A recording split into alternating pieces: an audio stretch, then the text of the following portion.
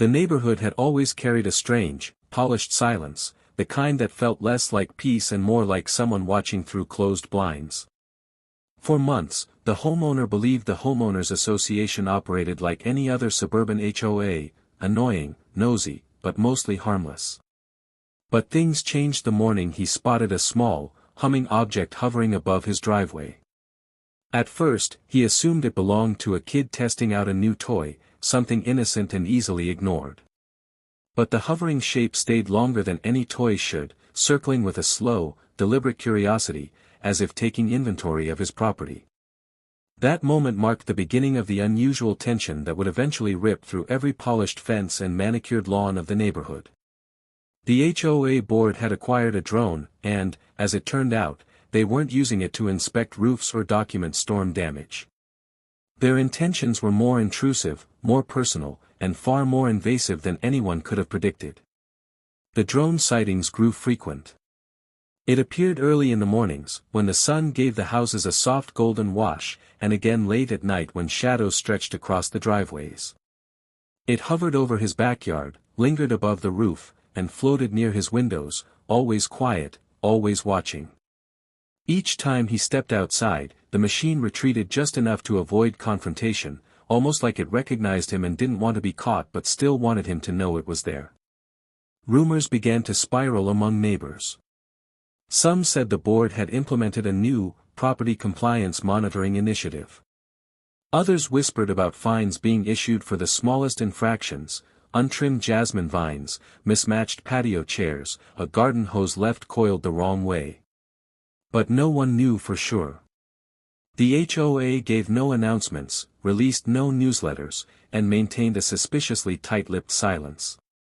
No one had seen the drone being launched, and no one admitted to knowing who was operating it. The homeowner started noticing strange letters arriving in his mailbox. None of them were formal violation notices, instead, they were warnings disguised as polite reminders. The messages described tiny, precise details about his home, details only visible from above. A slightly crooked garden stone. A small crack in a decorative planter. A ladder leaning against the back wall for less than an hour. Each note ended with the same statement, something vague yet threatening, vaguely implying that compliance meant cooperation and that cooperation was expected without question. With each passing week, he felt more unsettled. He knew the board had always been strict, but this level of surveillance was beyond excessive. It felt personal. It felt targeted. And it felt like they were waiting for him to slip up just once so they could pounce with a fine or worse, public humiliation at the next HOA meeting. The neighborhood had already seen how the board handled dissent. A neighbor who once complained about excessive HOA fees found his annual landscaping review mysteriously failing every single category. Another who questioned budget transparency suddenly faced accusations of improper exterior lighting. Everyone knew the board played dirty, but no one had evidence concrete enough to fight them. But now, with the drone, they didn't even bother hiding the fact that they were watching. One afternoon, while trimming shrubs in his backyard, he noticed something odd. The drone moved differently, almost erratically, as if someone else had taken control or the operator was arguing with someone mid-flight. It dipped suddenly, clipped a branch, and shot upward with a frantic wobble before disappearing behind the row of tall cedar trees lining the street. That strange moment planted a new thought in his mind: if the drone malfunctioned or fell, it might reveal where it came from. Or better yet, who was controlling it. A day later, he surveyed the neighborhood. Pretending to take a casual walk. He paid extra attention to houses with top-floor balconies, wide windows, or high fences, any place that might hide a drone setup. Nothing stood out at first. But near the HOA clubhouse, he noticed a discreet shed he had never seen unlocked before. It sat behind the building, tucked between two storage units, almost intentionally hidden from public view. A faint buzzing noise leaked through its thin walls. He didn't approach or investigate further, not yet. Instead, he went home and waited. He wanted more proof, more patterns, more signs that what he suspected was actually happening. So he set up his own cameras, wide-angle and motion-based, tucked so neatly under eaves and corners that no one would suspect them. For the first time, the watcher had become the watched. Days later, the recordings showed exactly what he feared, a drone descending from the direction of the HOA clubhouse shed, flying straight toward his property. Every morning, every evening, the flight path was the same. There was no randomness. No innocent route. It was surveillance, plain and simple. Even worse, he discovered recordings that captured the board president herself walking into the shed with a small handheld controller. 2 other board members followed, each carrying binders and clipboards. They weren't just watching his property, they were documenting it, analyzing it, and likely planning to weaponize every insignificant flaw they could find. The realization hit him like a sharp gust: this wasn't just routine HOA oversight. This was targeted harassment. And if they were doing it to him, how many others had been victims without even knowing? The footage lit a spark inside him. Not anger exactly, but something sharper, more strategic. He knew he could expose this. He knew he could turn the tables on them. The board had grown comfortable behind closed doors, confident that their power was untouchable. But they had forgotten one thing: technology works both ways. If they wanted to rely on surveillance, then he would use their own weapon to bring them down. But he needed to be smart. One wrong move and they would retaliate with fines, restrictions, or worse, legal action. So he started planning quietly, gathering proof, compiling patterns, and observing every shift in their behavior. Each discovery reinforced the same truth: they were violating privacy at a level that could get the entire board removed if exposed publicly. By the end of the week, he had enough evidence to shake the foundation of the HOA. But evidence alone wouldn't create impact. He needed a dramatic reveal, something undeniable, something that no board member could talk their way out of. And as he watched the drone hover again over his driveway, he felt the shift inside him. The fear was gone. The hesitation was gone. Only the plan remained. And once he set it into motion, the entire board would feel the consequences. The next phase of his plan began quietly, almost invisibly, much like the drone that had been tormenting him for weeks. But instead of fear, he now carried purpose. He knew their pattern, their schedule, the exact time the drone lifted into the air each morning. What the HOA board thought was their greatest weapon had just become their biggest weakness. And he intended to exploit it. His first move was subtle: he adjusted the angles of his hidden cameras to capture not just the drone flights but also the exact moment it left the HOA clubhouse shed. He wanted everything on record. The launch point, the operator, the time stamp, the return route, every detail needed to line up perfectly if he wanted the evidence to survive scrutiny. Communities like his were notorious for siding with the board unless overwhelming proof forced their hand. Within 3 days, his recordings had grown into a small digital archive. There were files showing the board president stepping out early in the morning with the controller in hand, eyes narrowed with that overly confident sense of authority she always carried. There were clips of the treasurer jotting down notes as the drone hovered above houses, zooming in on roof tiles and backyard fences like he was surveying a crime scene. The secretary followed them around, documenting, photographing, and organizing the findings into folders he couldn't access, but he didn't need the contents. The footage itself told the story. But proof alone wouldn't bring the board down. He needed impact. He needed the kind of exposure that spread through a neighborhood like wildfire, forcing every homeowner to see just how deeply the board had abused their power. So he decided to set a trap, not for the drone, but for the people behind it. He started by setting up something unusual in his backyard, a display of items that looked suspicious but were actually meaningless. A pile of old tools arranged carefully. An empty cardboard box taped shut. A stack of lumber positioned at an angle. Nothing violated any guideline, but each item was positioned deliberately, placed just barely out of place enough to provoke the HOA into documenting it. He wanted them to overreact. He wanted them to reveal their intentions so clearly that no homeowner could defend them. And, predictably, the board did exactly what he hoped. The drone appeared earlier than usual. It hovered lower. It circled aggressively, attempting to get an angle on every object he had arranged. He watched from inside his home, unseen, letting the drone capture exactly what he wanted it to capture. The footage would show the board gathering evidence of violations that didn't exist. Every move they made strengthened his case. But the real trap wasn't the backyard display.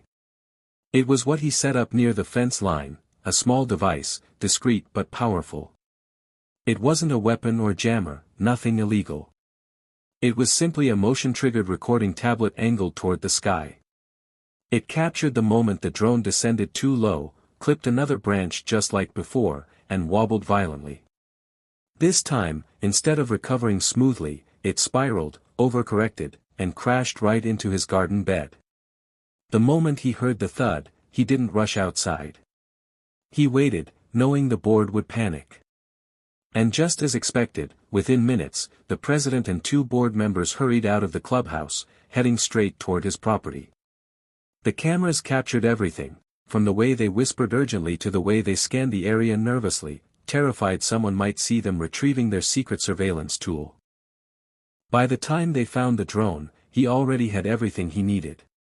The recordings from his cameras captured their faces clearly. Their actions were unmistakable. The guilt was carved into every frantic movement. The HOA was caught, not metaphorically, but literally, in the act. He didn't confront them. He didn't step outside. He let them take the drone and leave, pretending the crash had gone unnoticed. That was what made the evidence even more powerful. The board behaved exactly as guilty people behaved, sneaking, rushing, panicking.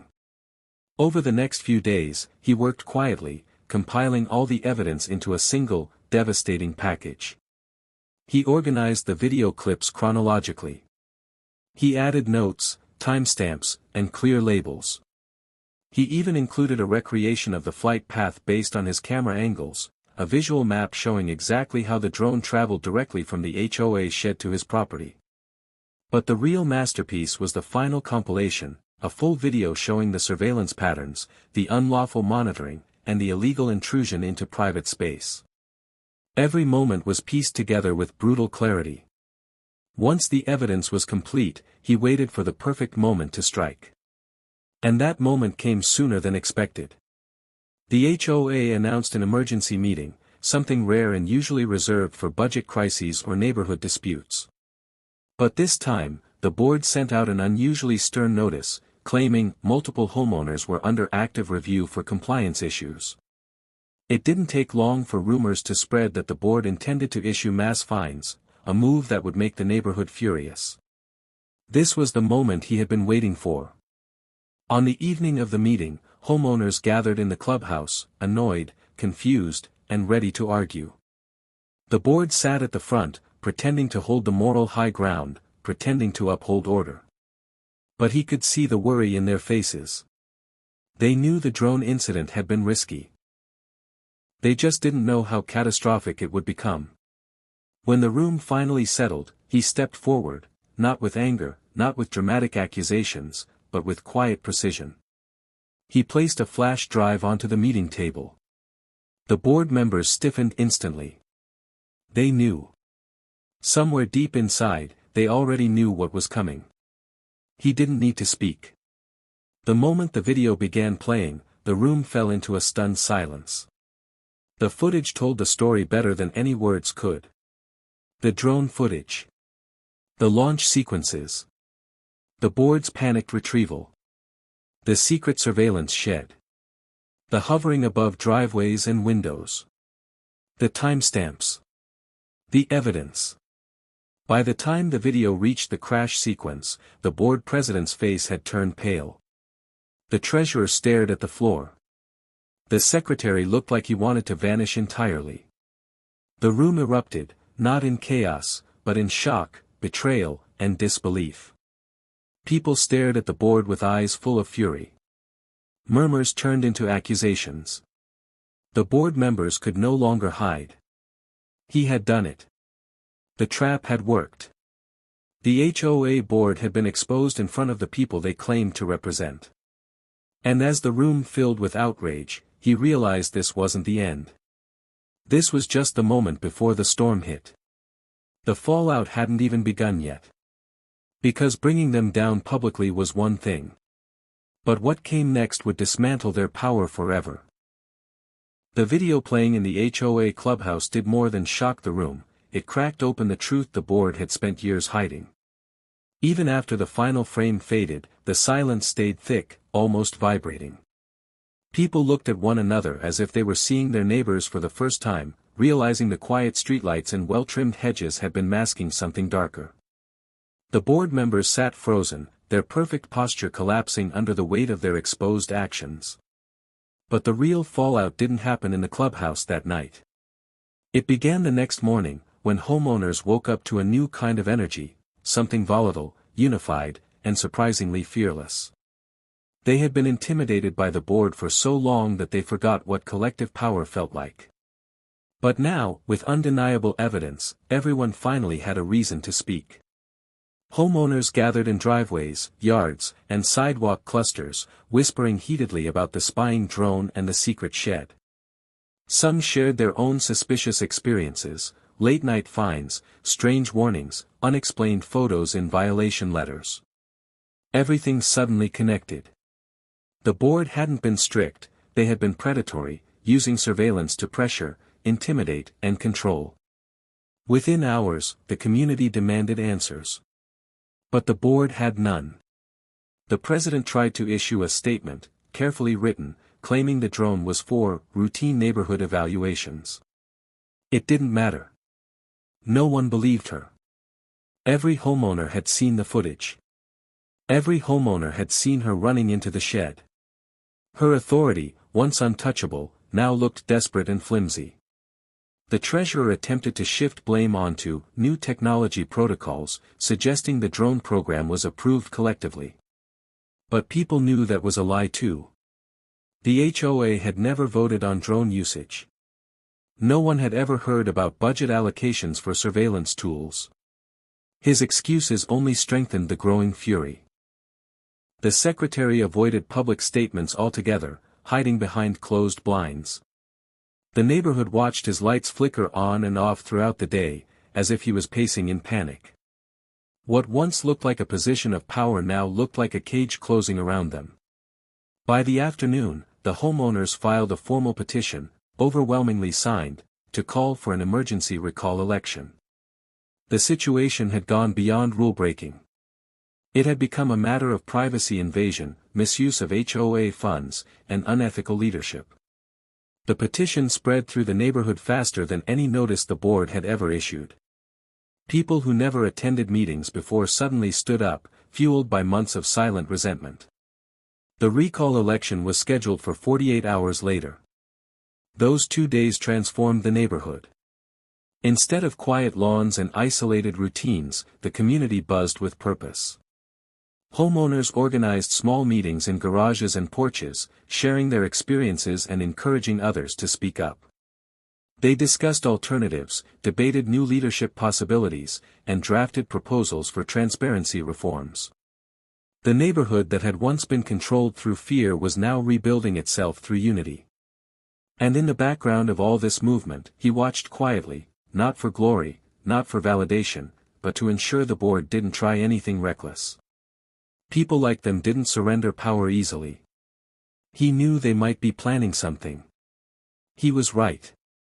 The night before the recall vote, he noticed movement near the HOA office.